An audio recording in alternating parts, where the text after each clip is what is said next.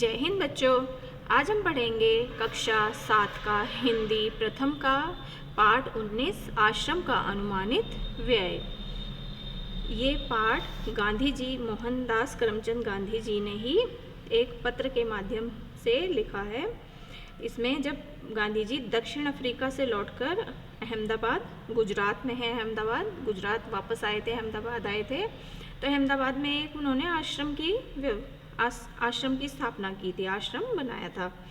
तो उसके प्रारंभिक कितने सदस्य थे, उस आश्रम में कितने सदस्यों को रहना था, कितने सामान की ज़रूरत पड़ती, इस सब का विवरण इस पाठ में दिया गया है। ठीक है, आइए शुरू करते हैं पाठ। आश्रम का अनुमानित व्यय कि आश्रम को बनाने में कितना अनुमान से कितना खर्चा आया, व्यय हुआ, कितना खर्च हुआ। आरंभ में, ये यहाँ से हो गया, आरंभ में संस्था मतलब आश्रम में 40 लोग होंगे। तो गांधी जी ने बताया कि शुरू में आश्रम में कितने लोग रहेंगे, 40 लोग रहेंगे। कुछ समय में इस संख्या के 50 हो जाने की संभावना है कि ये 40 से बढ़कर लोग 50 भी हो सकते हैं। ठीक है, हर महीने औसतन 10 अतिथियों के आने की संभावना है और हर महीने 10 अतिथि भी आएंगे उस आश्रम में रहने के लिए।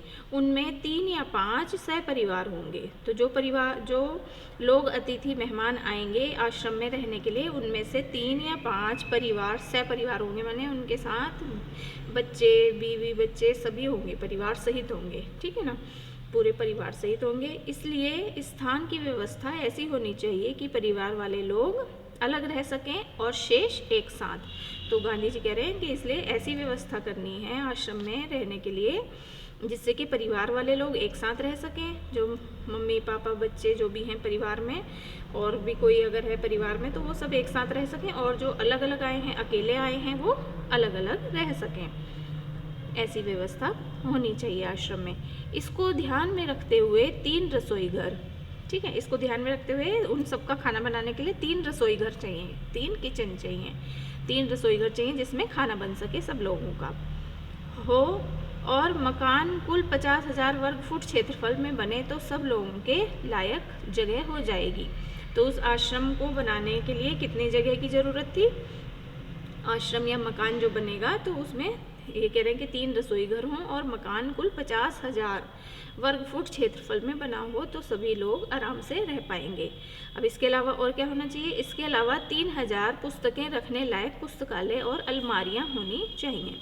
तो गांधी जी बता रहे हैं, लिख रहे हैं कि इसके अलावा 3,000 पुस्तकें रखने के लिए पुस्तकालय मतलब लाइब्रेरी चाहिए और अलमारियां चाहिए, अलमारियों के अंदर पुस्तकों को रख सकें। पुस्तकालय लाइब्रेरी के अंदर अलमारियां होनी चाहिए, अलमारियों के अंदर पुस्तकों को रखने की व्यवस्था होनी चाहिए। ठीक है, फिर उसके बाद बता रहे हैं कम से कम 5 एकड़ ज़मीन खेती करने के लिए भी चाहिए। तो खेती करने के लिए कि जिससे कि जो हिंदुस्तान के लोग हैं वो स्वावलंबी बने, आत्मनिर्भर बने, खुद ही उस आश्रम में रहकर खेती भी करें और अपना काम स्वयं करें। ठीक है ना, तो खेती भी के लिए ज़मीन भी चाहिए। तो उसमें क्या कह रहे हैं कि जिसमें कम से कम 30 लोग काम कर सकें। तो उस खेती को करने के लिए 30 लोग काम करेंगे उस खेत में। 5 एकड़ ज़मीन जो होगी उसमें खुद ही अपनी सब्जी, अनाज वगैरह सब अपना उगा कर वो खाएंगे। इतने खेती के औजार चाहिए। अब जब खेती करेंगे तो खेती करने के औजार जो होते हैं वो भी चाहिए। उसमें कुदालियों, फावड़ों और खुरपों की ज़रूरत होगी। ठीक है, इसके अलावा बढ़ईगिरी के निम्नलिखित औजार भी होने चाहिए। बढ़ईगिरी जो बढ़ई का काम करते हैं, फर्नीचर बनाते हैं, है ना, तो वो बढ़ई का सामान भी उन्हें सारे औजार चाहिए। तो उसमें औजार क्या क्या होने चाहिए, औजार ये चाहिए 5 बड़े हथौड़े, 3 बसूले, 5 छोटी हथौड़ियाँ, 2 एरन, 3 बम, 10 छोटी बड़ी छेनियाँ, 4 रंदे, 1 सालनी, 4 केतियाँ, 4 छोटी बड़ी बेधनियाँ, 4 आरियाँ, 5 छोटी बड़ी संडासियाँ, 20 रतल कीलें, ठीक है ना, 20 रतल कीलें छोटी और बड़ी दोनों चाहिए कीलें, एक मोंगरा, लकड़ी का हथौड़ा, मोंगरा है लकड़ी का एक हथौड़ा, और मोची के औजार, मोची के मतलब जो जूते बनाते हैं वो औजार भी चाहिए। मैंने कि जो भी काम है वो खुद ही करेंगे, जूते भी खुद ही बनाकर पहनेंगे। तो सारी चीज़ें, बढ़ाई का सामान भी, सारी ये जो है औजार, ये सारे चाहिए उन्हें। तो अब कह रहे हैं गांधी जी कि मेरे अनुमान से इन सब पर कुल 5 रुपये खर्च आएगा। तो उस समय कुल ये सारा सामान जो आता 5 रुपये में आ जाता है ये सारा सामान, ठीक है।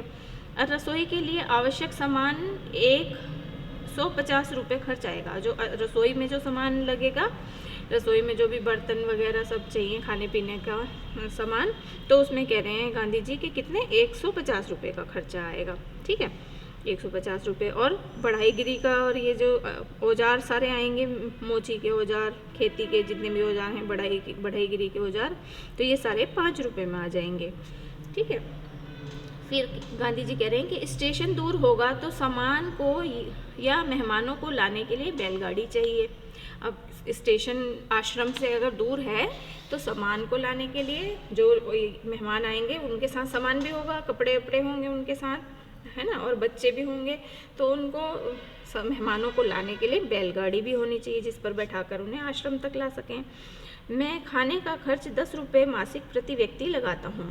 गांधी जी कह रहे हैं कि मैं एक आदमी का महीने का पूरा खाने पीने का खर्चा 10 रुपये लगा रहा हूँ। 10 रुपये खर्चा आएगा महीने का खाने पीने का एक व्यक्ति का। मैं नहीं समझता कि हम यह खर्च पहले वर्ष में निकाल सकेंगे। तो गांधी जी कह रहे हैं कि पहले वर्ष में हम ये खर्च खुद नहीं कर पाएंगे, तो इसलिए वर्ष में औसतन 50 लोगों का खर्च 6,000 रुपये आएगा। तो वो बता रहे हैं कि पूरा सारा खर्चा निकाल कर पूरे साल भर का जो खर्चा है, ये सारा सामान और ये सब खाने पीने का सामान, ये सारी चीज़ें लाने में औसतन कितने 50 लोगों का 6,000 रुपये खर्चा आएगा, ठीक है ना। 50 लोगों के लिए 6,000 रुपये लगेंगे। तो आगे अब क्या कह रहे हैं गांधी जी, मुझे मालूम हुआ है कि प्रमुख लोगों की इच्छा यह है कि अहमदाबाद में यह प्रयोग 1 वर्ष तक किया जाए। तो अब गांधी जी ये कह रहे हैं कि जो लोग उनके साथ रहना चाह रहे हैं, जो लोग उनके आंदोलन में इसमें शामिल होंगे, तो वो जो प्रमुख लोग हैं वो सब, उनकी इच्छा ये है कि ये जो है एक बार प्रयोग किया जाए, मैंने अहमदाबाद में 1 वर्ष तक रहकर देखा जाए कि कितना खर्चा आएगा। क्योंकि ये तो गांधी जी ने अनुमान लगाया, अनुमानित व्यय था ना उनका, कि गांधी जी अनुमान लगा रहे हैं कि इतना खर्चा आएगा, कि 5 रुपये में औजार आ जाएंगे और 10 रुपये महीने के एक आदमी का खाने का खर्चा आ जाएगा, पूरे साल भर का 6,000 रुपये खर्चा लगाया गांधी जी ने। तो अब फिर जो और उनके साथ लोग थे वो क्या कह रहे हैं कि एक प्रयोग करना चाहिए अहमदाबाद में हमें ये, जिससे हमें पता लग सके कि 1 वर्ष में कितना खर्चा आएगा। तो फिर आगे कह रहे हैं, यदि ऐसा हो तो अहमदाबाद को ऊपर बताया गया सब खर्च उठाना चाहिए। तो सभी ये राय दे रहे हैं कि अहमदाबाद के जो नामी सेठ हैं, जो बड़े लोग हैं, वो मिलकर सब इन 50 लोगों का खर्चा उठाएं, ठीक है ना। अहमदाबाद के जो लोग हैं वो सब लोग मिलकर, तो गांधी जी ने एक पत्र के माध्यम से भी उन्हें, अहमदाबाद के एक सेठ थे, उन्हें पत्र लिखकर बताया था कि इतना खर्चा आएगा, तो इस खर्चे को आप एक वर्ष तक आप उठा लीजिए और उसके बाद हम सब अपना खर्चा खुद निकाल लेंगे, स्वयं निकाल लेंगे, ठीक है ना। तो वो गांधी जी, अभी पत्र मैं पढ़कर बताऊंगी, पीछे आएगा, ठीक है। तो इसमें कह रहे हैं कि यदि ऐसा है तो अहमदाबाद को ऊपर बताया गया सब खर्च उठाना चाहिए। अहमदाबाद गुजरात में है, ठीक है ना। साबरमती आश्रम बनाया था गांधी जी ने वहाँ पर, तो ये आश्रम का खर्चे का पहले से ही जो अनुमानित व्यय था उसके बारे में ये चर्चा की जा रही है।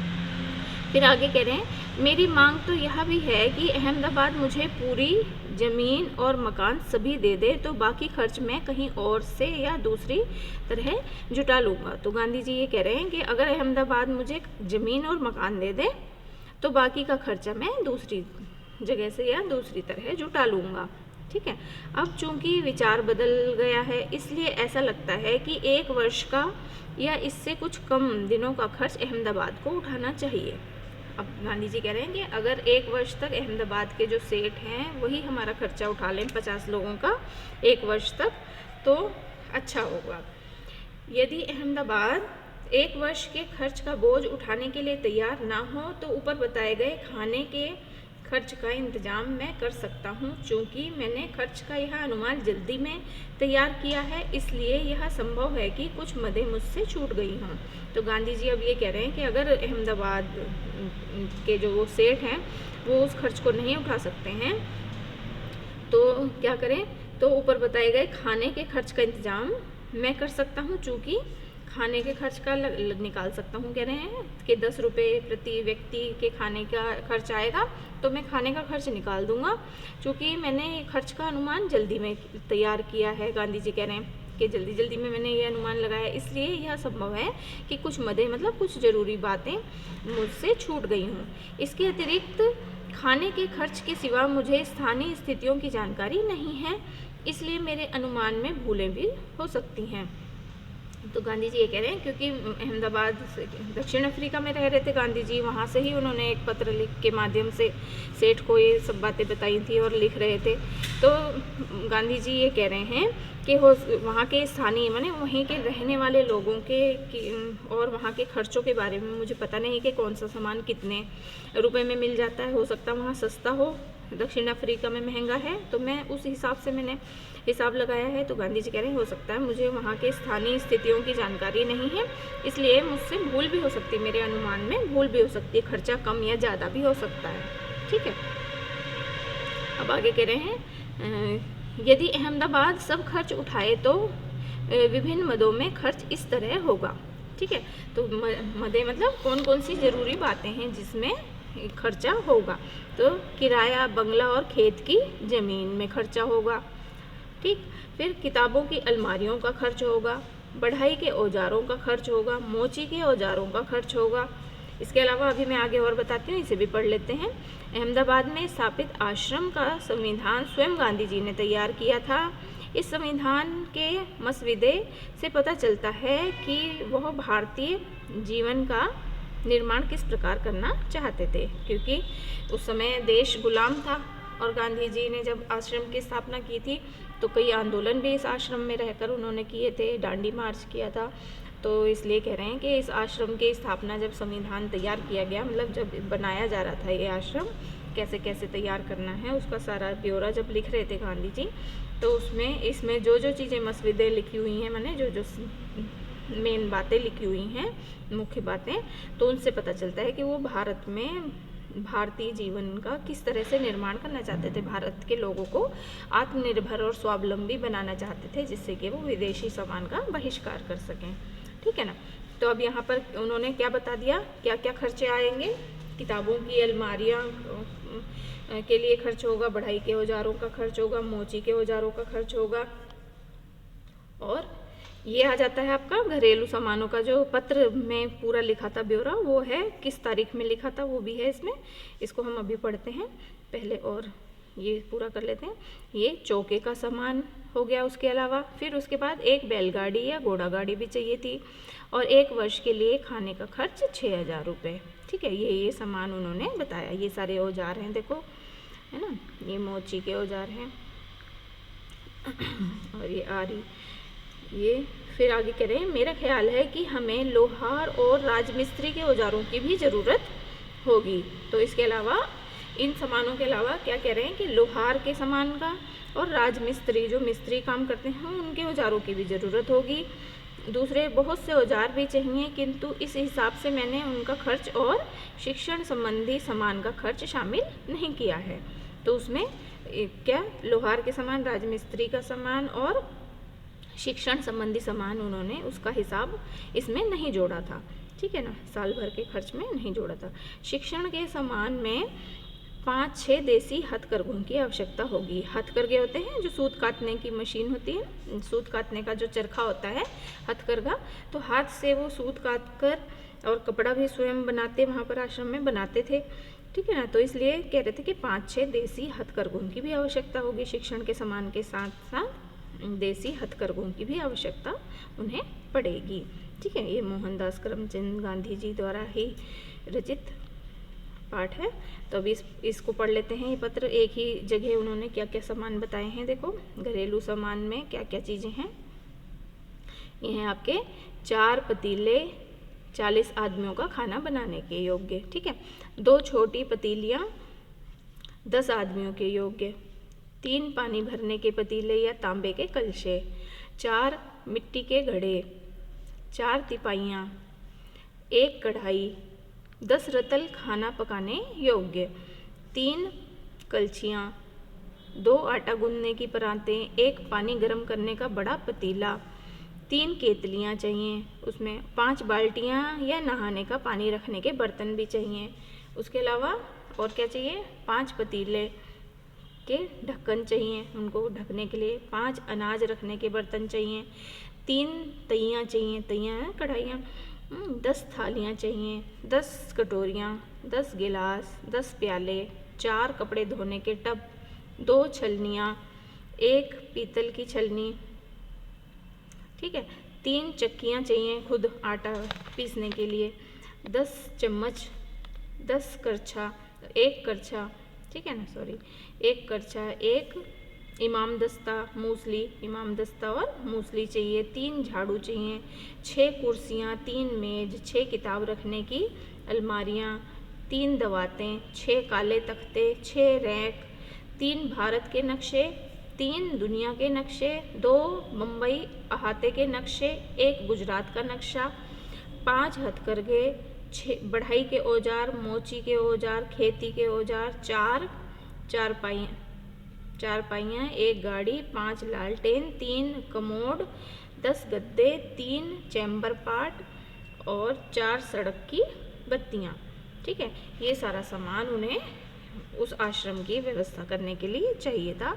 उस आश्रम में ये सब चीज़ें होनी चाहिए कि सड़क पर भी लगाने के लिए बत्तियाँ चाहिए, मोची के औजार चाहिए, नहाने के लिए बर्तन चाहिए, खाना पकाने के बर्तन, खाना खाने के बर्तन। ठीक है ना। और ये सारे सामान उसमें उन्होंने ये एक पत्र के माध्यम से उन जो अहमदाबाद के सेठ थे उन्हें लिखा था। और यहाँ पर ये तारीख भी दी है, कौन सी तारीख को लिखा था उन्होंने ये पत्र? बैशाख वदी 13 मंगलवार 11 मई 1915। ठीक है ना। तो ये 1915 में 11 मई को पत्र लिखा था गांधी जी ने। पत्र के माध्यम से ये इसमें सारी चीज़ें आश्रम के अनुमानित व्यय में बताई थी कि आश्रम बनाने में कितना अनुमान से खर्चा आएगा। तो आशा करती हूँ ये पाठ आपको समझ में आ गया होगा। धन्यवाद।